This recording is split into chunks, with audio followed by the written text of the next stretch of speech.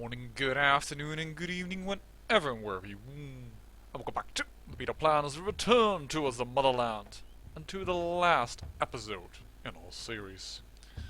And why is that? Well, I think that we have done so well that the challenge is a little bit gone. And you might have also noticed this in the dwindling numbers of viewers. We used to have about 30, then it went down to about a dozen, to, well, even less than that. We are about to get Cascadia, and when we get that, well, the challenge is a bit gone. We are very, very powerful.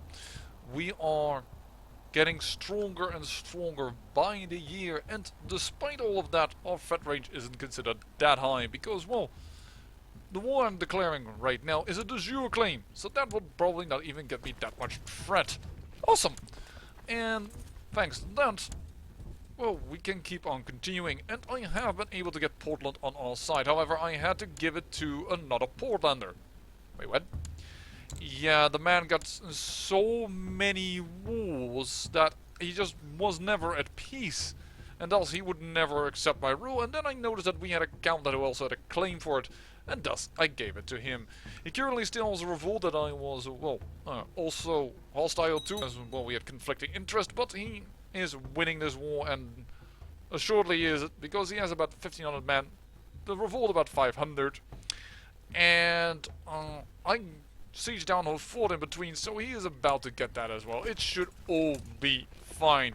We're going to siege down this guy's fort very quickly before he white pieces, because, well, we do want to get Cascadia. We could get Cascadia already with this county.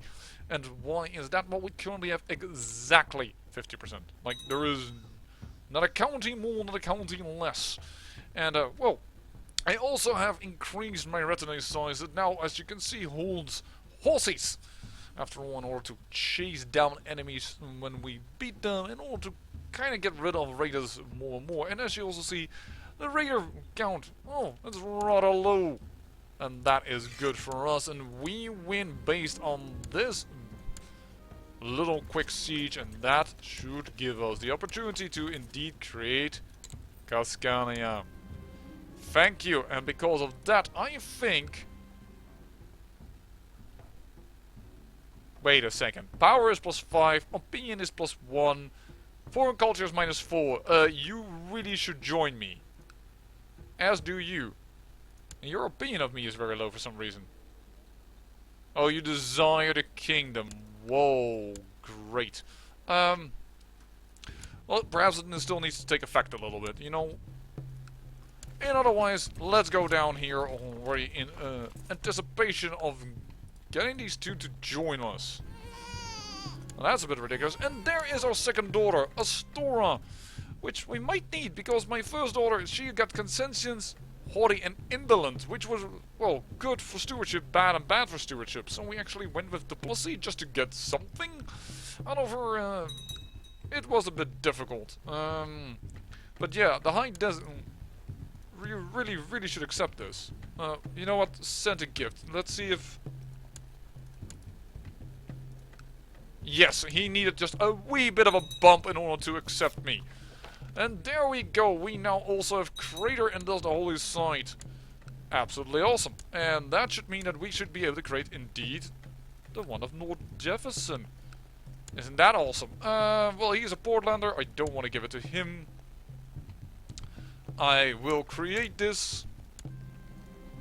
And I will actually give it to the Grand Druid. Grand on the title, North Jefferson. You are now indeed a Grand Druid, holding a holy site. We do have to now get over here. Darn, burned a temple. That will cause us to lose a little bit of more of 40, but it should not matter in like, it shouldn't be a big problem, is what I wanted to say. What we currently want is this lady to turn to our side, send a gift. We don't have enough actually to do that. I'm not sure if a gift alone would do it. We do have our Chancellor working on her, trying to appease to her. But Cascadia is ours, and we will definitely get the rest. There's like no stopping us. And thus, I think the challenge is gone. We have more troops than the valley. We are amazing. Actually, we can do... Oh, we could do some de jure claims on them. But I'm not gonna do that right now. We still have some raiders now to deal with, but... Oh, this kingdom is starting to get smaller and smaller and smaller, isn't it? And there is, well... less and less raiders in the west, which means it's getting too easy. And it... Well, I think we have done well. I mean, look at it if we scroll out. Our land from the west to the east, it's gigantic. It is the largest kingdom there is. The largest empire there is. Not a number in the number, and we are beaten by the redcoats. I know, I am aware. 67,000, but yeah. Those invasions, they feel a little bit like the Sunset invasion, and they feel a little silly. Oh, yeah, also the Mongol. And by the way, yeah, also the Brazilians have the same thing. 36,000, they just arrived over here. Also, this is, for some reason, they're both done as a theocracy, which feels a bit weird to me. But, alright. Something I have to, by the way, have to point out is that Guatemala is now here. I don't know how the Brethren got this done, but all of a sudden the Brethren control this area. None of it is of their faith, except for this area? Oh, because he's independent, that's kinda hard to see, but he's independent. But yeah, Guatemala, for some reason they arrived over here, or they actually inherited it, but it's kind of a weird way. Anyways, I think we have done well. We came from a small duchy here in the Golden Valley. Unfortunately, not anymore within our family name. Though it will turn back to us in a few generations. We have conquered far and wide, and we control all the Gaian lands that well, are currently Gaian, as you can see, or who are holy sites nearby.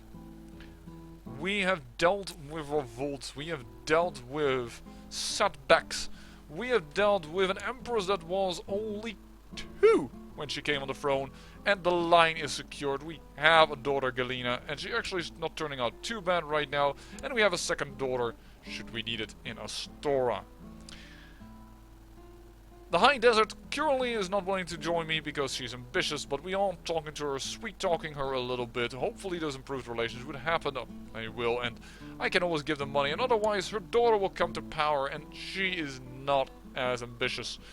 And that would turn out just fine.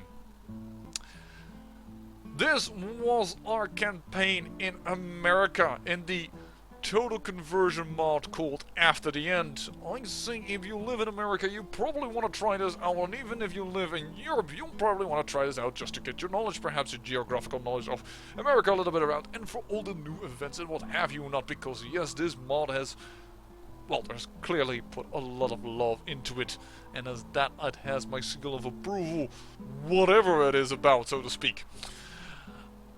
On top of that, however, we have done a lot of CK2, and there is a new game that has come out, and well, at the time that this this episode comes up on the YouTubes, I should have already started that series, but that is Hearts of Iron 4, and I want to get into that as well. We have done CK2 in space with the Confederacy mod, we have done CK2 Plus mod, we have done After the End, we have done quite a few mods, we have done quite a few campaigns, like the One Province Ottomans, One Province Habsburgs, we have became from Baron to an Emperor, we have done so many things in CK2. Does it mean we'll never come back? Absolutely not. This is definitely in the top 3 of the games that I love to play, and thus I will return. But for now, I think we have had a little bit of fill, and our belly is full, we are content, and it is time to move on to new, greener pastures. I hope you enjoyed that. Well, we as a whole female line, starting of course from our first queen, Gretel the Cruel, who already as a duchess quickly became a queen and, well, worked ourselves all the way up to emperor. We had 4 queens and 4 empresses that we have played now, and well, we worked ourselves up from a tribal community to a feudal community, and we have been spreading the faith. Look at it. Even our culture is slowly spreading over here. For instance, there is a little bit of spread, and we have a ton of troops. We currently own 23,000, and that isn't even a maximum because my retinue currently is considered to be 5,000. That is true. That is currently the number. But if we, well, dive down to my retinue, you will see that they actually can grow up to 6,900. So we are actually about 2,000 men short of our total count. 25,000, meaning that the valley, well, it's almost half our number about now. There's nothing here that can really stop us. It will be until the redcoats have conquered all of this. And in the meantime, we will have plenty of time to make the Gaian faith include all of the west of America, I would reckon. As awesome as that is to wait for such a major clash, it's going to take too long to do so. And, oh, we have seen enough of this mod. We're gone into the Gaian faith. I may come back later just to play a different faith, play a different thing. But in the meantime, I hope you did enjoy the series, and I hope to see you in the next series. And if not, then I do implore you one thing. If you enjoyed the series, do hit that like button, because it does help. It does help. And I also implore you to remember that great peril yields great beauty.